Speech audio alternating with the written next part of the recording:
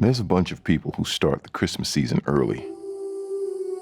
Too early by most others' estimations. Some claim it's mostly commerce-driven. Not always. Believe it or not, I've heard of a family who starts their Christmas May 1st. True story. And it's very difficult for them to wait even that long to begin the preparation for the celebration of that blessed event that they just celebrated 4 months prior. So you may be 2 weeks before, 3 weeks before, the day after Thanksgiving, May 1st. Just know this: the one true God started early to prepare for the birth of the Messiah, earlier than anyone's story you've heard. I'll start with his actions about 1,000 years before. More than 5 centuries before the birth of Jesus, the prophet Daniel was exiled to Babylon in the first wave of Jewish exiles. There he rose to a high-ranking position among the Babylonian astronomers and sages. It is very likely that his teachings would have been known by every following generation of these wise men.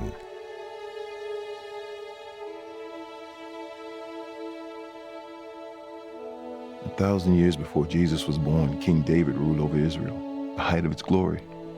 He defeated virtually all of the surrounding nations, instilled peace in the region, gathered an enormous amount of wealth.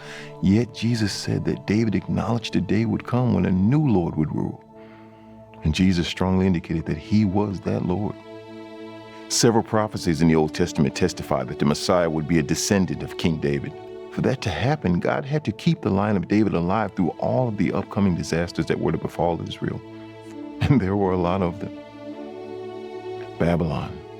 The Babylonians conquered Judah, the southern kingdom. They wiped out Jerusalem, took all of the prominent Jews into exile. At that time, it appeared to be the end of the existence of the Hebrew nation. This would include the kingly David line. However, God planned for the Israelites to be in exile for only about 70 years, at which time they would return to Israel. While the Israelites were in captivity, they became familiar with the Babylonians. More importantly, the Babylonians became familiar with the Israelites and their God. Then the Persians defeated the Babylonians, and that meant that the Persians became familiar with the Israelites and their God. The Babylonians and the Persians were the repositories of knowledge and great wisdom, information and advanced technology in that part of the world. In those cultures, anything they learned was sure to be written down, cataloged, remembered, and used at the appropriate time. Their records went back to the time writing was invented. I am one of the wise men, a magician or magi of the Babylonians and Persians in the time of Jesus. You can learn of my predecessors in the book of Daniel. The magi revere wisdom and knowledge. Of all the wise men in Babylon and Persia, Daniel was the wisest. You can be assured that we captured as much of his wisdom as we could and have studied it through the ages. My predecessors learned firsthand from Daniel that the God of the Jews is the most powerful of all gods. Our prideful king, Nebuchadnezzar, went from threatening to kill Daniel's 3 friends, Shadrach, Meshach, and Abednego, to witnessing a mind-boggling miracle that none of us could explain. The king praised God and defended all Jews. Throughout Daniel's life, we continue to learn the unmatched power of the one true God of the Jews. Something else the Magi learned from the Jewish prophets.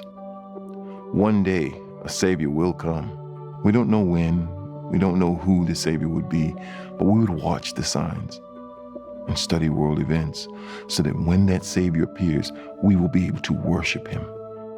And with our fabulous wealth, we expect to take lavish gifts to this long-awaited Savior. Based on historical precedent, the Magi naturally assumed the coming Savior would be an earthly king, or at least a very prominent military general or politician.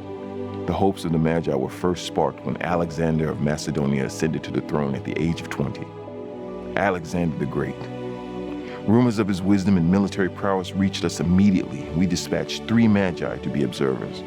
We learned that Alexander had acquired much of his wisdom from his famous tutor, Aristotle. We believe that if he chose to couple his earthly wisdom with godly wisdom, he could be the savior of the Jews. Only 2 years after becoming king, Alexander invaded one of the greatest kingdoms of the world, the Persian Empire. In 2 decisive battles, he overthrew Darius II and conquered the Persian Empire. In 334 BC, at age 22, Alexander controlled all of the land from Greece to Persia, including the land of Israel. This was the critical point for the Magi. Would Alexander turn his attention to Israel or to other matters? It didn't take long for us to be disappointed. Alexander continued his military ways and spread his empire to India. He and his followers were only intent on spreading the culture of the Greeks, which they did. Ironically, Alexander the Great died in Babylon, where the Magi have always lived. It is in my lifetime before an earthly king catches attention of the Magi again. The Roman Emperor, Augustus. He has led such a charmed life and is doing such powerful deeds that it can only be that the Jewish God is guiding his footsteps. In just a few decades, he has consolidated Rome's power over vast distances. There is peace throughout the empire and little political bickering. People are more prosperous than ever before.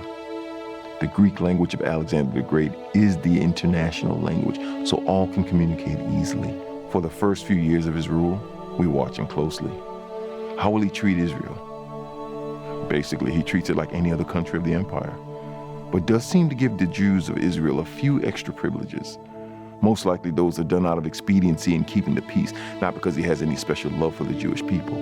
We conclude that Augustus is not the savior of the Jews, but that God is surely using Augustus to prepare the world for the Jewish savior. We can divine that there is only one earthly king left who has the potential to be the savior of the Jews. Ironically, the Romans already made this man the king of the Jews. His name is King Herod the Great. Herod has ruled over Israel since 34 BC, about 3 decades. The country is prospering more than it has been since the time of King David. His magnificent building projects are second to none. Caesarea, Herodium, the Temple Mount, Masada, and more. Israel has become one of the critical hubs of world commerce because of Herod's building projects. We, the Magi of Babylon and Persia, who have been at watch with wisdom handed down over centuries and centuries, have heard rumors that King Herod is declining mentally, but is still capable of rebelling against the Romans if he chooses. The time is now of Herod the Great is to prove he is the savior of the Jews. We can't imagine any other alternatives if the savior is to come in our lifetimes. Because of Rome's oppression of the Jews, it makes sense that the savior will come soon. We've heard rumors of people claiming to be the Messiah, but none of them are proven to be viable. My colleagues and I fully believe the Messiah will come in our lifetimes. God has been preparing the world for the coming of the Savior of the Jews, Savior of the world. In the meantime, we wait for it to happen. Wait for a sign that the Savior of the Jews has appeared. We expect to be heading to King Herod's palace soon, the Magi. We have our 3 camels packed with lavish gifts to give him. We're prepared to acknowledge the long-awaited Savior of the Jews.